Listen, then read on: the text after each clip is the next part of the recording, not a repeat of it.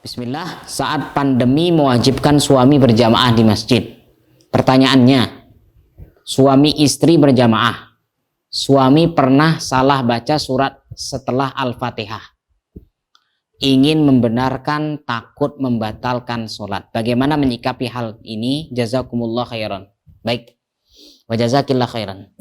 Ya, jadi kalau seandainya imamnya salah, apalagi tadi dikatakan setelah Al-Fatihah, ya bahasa kita kalau kita masih kecil namanya surat pendek. Ya. Surat pendek ini kan hukumnya bukan termasuk rukun ya. Ini termasuk sunnah. Kalaupun dia tidak baca, sholatnya terhitung sah. Maka kalau seandainya salah baca, surat pendek itu salah baca, maka kalau wanita bagaimana caranya? Menepuk. Nah, memberi isyarat. Suami harus paham. Ya, ketika diberikan tepukan, kalau dia seandainya laki-laki di belakang menjadi makmum, diucapkan subhanallah. Ini cara menegur yang benar. Berarti salah.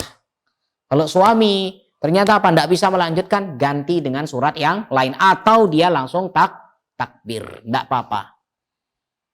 Kalau Al-Fatihah, ya ini mungkin ya. Kalau Al-Fatihah baru bermasalah. Al-Fatihah harus benar, tidak boleh salah.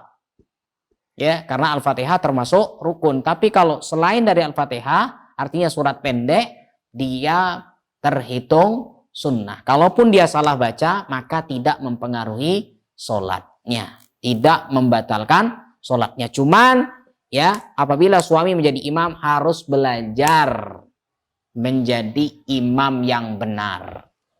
Ya, nanti kalau ditepuk dan sebagainya, ditasbihkan oleh orang, subhanallah, harus paham dia salah dalam sholatnya. Jangan nanti marah. Ini kok teriak-teriak di belakang. Itu lagi tepuk-tepuk di nah, ini ya harus paham. Tapi ingat, ketika sudah ditepuk ternyata masih melanjutkan, asalkan bukan Al-Fatihah, maka dia tetap terhitung sah. Allahu a'lam bishawab.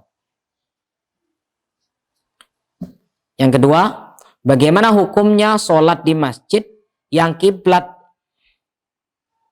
di kiblat masjid terdapat menghadap ke WC. Baik. Ya, kalau WC-nya sudah tertutup rapat dan sebagainya, sudah tertutup rapat. Ya. Jadi pas di sebelah kiblat ada WC, maka itu tidak berpengaruh. Ya, yang penting WC itu kan tidak tembus, airnya itu tidak meresap sampai keluar. Intinya kalau memang mau bangun WC tidak ada tempat lagi, ya sudah, ya berusaha agar jangan sampai WC tersebut atau airnya ya itu nanti bisa keluar. Bisa menembus tembok masjid tersebut. Ini hati-hati. Kenapa najis nanti? Ya, yang jelas ya kalau memang pihak masjid insya Allah sudah paham tentang hal ini. Kenapa? Ya dilihat darurat keadaannya. Kalau dibangun di sini tempatnya kecil dan sebagainya. Tentu dengan hitungan-hitungan. Ya, asalkan memang tertutup rapat, sangat-sangat rapat, Allahu a'lam, ya, insya Allah, ya, dia tidak terhitung, dia masih tetap diperbolehkan. Allahu a'lam. Apakah boleh jika orang tua melarang anaknya agar tidak sholat di masjid, agar berjamaah bersama keluarga di rumah? Apakah boleh jika orang tua melarang anaknya agar tidak sholat di masjid, agar bersama keluarga di rumah? Baik, mana lebih dahulukan? Tentu ini, apalagi sholat wajib. Maka orang tua tidak boleh melarang, kecuali kalau ada bahaya sama anaknya, wajib dia melarangnya. Tapi kalau tidak ada hal yang berbahaya, apalagi anak lelaki, biarkan dia sholat di masjid. Terus ibu-ibu bagaimana? Justru ibu-ibu sholatnya apa? Di rumah. Ya, dilakukan di rumah, bahkan sendirian dan sebagainya. Itu lebih baik. Ya, itu lebih baik karena wanita itu memang dia sholatnya sangat-sangat tertutup. Itu lebih baik daripada dia terbuka ke masjid. Dari itu ya hendaklah bahwasanya seorang ibu atau orang tua tidak melarang anak laki-lakinya sholat berjamaah di masjid. Justru hendaklah dia berbahagia terhadap anak-anaknya yang mau, anak laki-lakinya mau berjamaah di masjid. Allahu a'lam. Bagaimana hukumnya jika halaman masjid dipinjam untuk kegiatan-kegiatan non-muslim atau kegiatan atau acara-acara muslim yang tidak ada contohnya bid'ah? Baik, halaman masjid dipinjam untuk kegiatan non-muslim. Ya, jadi saya rasa tentu apalagi kita di masjid ya, tentu kita di Bali ini beda kasusnya dengan yang ada di luar sana.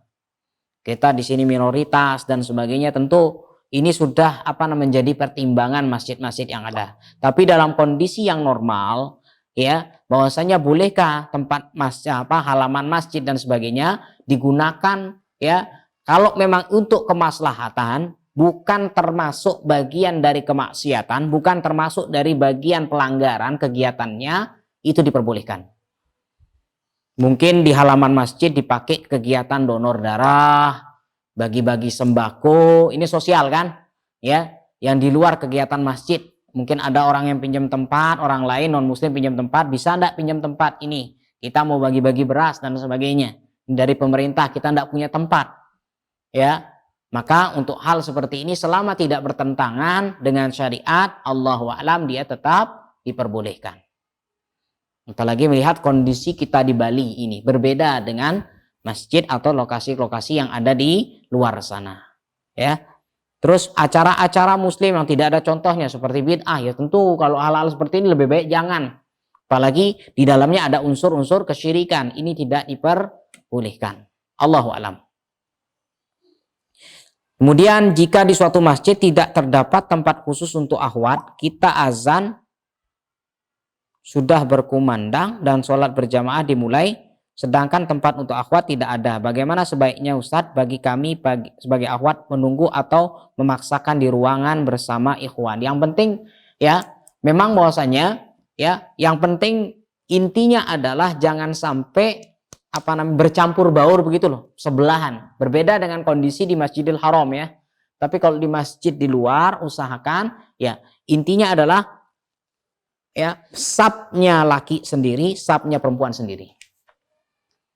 Ya, tidak bercampur baur begitu. Ya, kalau Masjidil Haram dan sebagainya itu beda. Tapi kalau di sini ya, ini masih bisa diatur.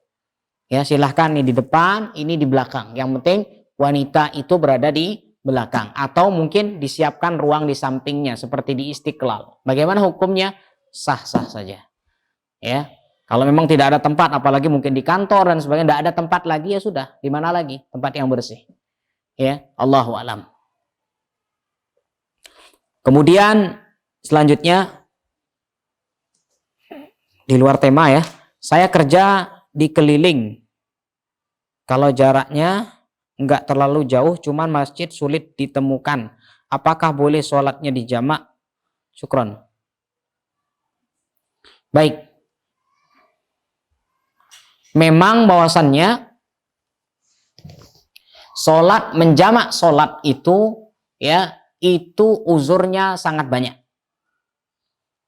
Ya, uzurnya sangat banyak, berbeda dengan qashar. Kalau qashar satu saja uzurnya, yaitu safar. Tapi kalau jamak ini memang dalam kondisi-kondisi yang memang di luar dugaan kita. Seperti orang yang sakit, boleh dia menjamak sholatnya supaya tidak bolak-balik ke kamar mandi, wudhu dan sebagainya. Boleh sekali wudhu saja. Atau orang yang wanita yang mengalami istihadah, dia boleh menjamak ya, tapi dikatakan jamak suri istilahnya. Ya, kalau dalam istilah ya Abu Hanifah jamak suri. Ya, jamak yang mengakhirkan sholat di awal dan mengedepankan sholat yang kedua. Ya. Adapun bahwasanya ya seperti macet dan sebagainya, bolehkah kita jamak untuk hal-hal seperti ini? Kalau memang dirasa memang itu sangat dibutuhkan, ya Allahu a'lam, itu diperbolehkan. Kalau memang dibutuhkan, apalagi dalam kondisi masjid yang susah dicari. Ya, kita tidak ada tempat dan sebagainya. Kalau memang dalam kondisi safar dan sebagainya, sebenarnya apa? Boleh kita sholat di tempat kita tinggal. Kita dalam kondisi safar, apalagi masuk ke daerah yang tidak ada masjidnya sama sekali. Ya sudah, sholat di sana saja. Kenapa? Kita terhitung safar. Ya, tapi kalau kita keliling masih di Denpasar dan sebagainya, ya sudah, masjid masih ada di mana-mana, ya sudah, berusaha untuk sholat, jaga sholat itu sesuai dengan waktunya. Jamak ini hanya sesekali saja, jangan terus dilakukan berulang-ulang begitu. Ya, macet dan sebagainya, ya jangan terus-terusan lah. Ya hanya sesekali saja. Memang dalam kondisi-kondisi yang tertentu. Tapi kalau bisa ya dilaksanakan sholat itu, kalau masih ya sekitar Denpasar dan sebagainya, tetap dilakukan sholat ya dengan sesuai dengan waktunya, jangan dijamak. Allahu a'lam.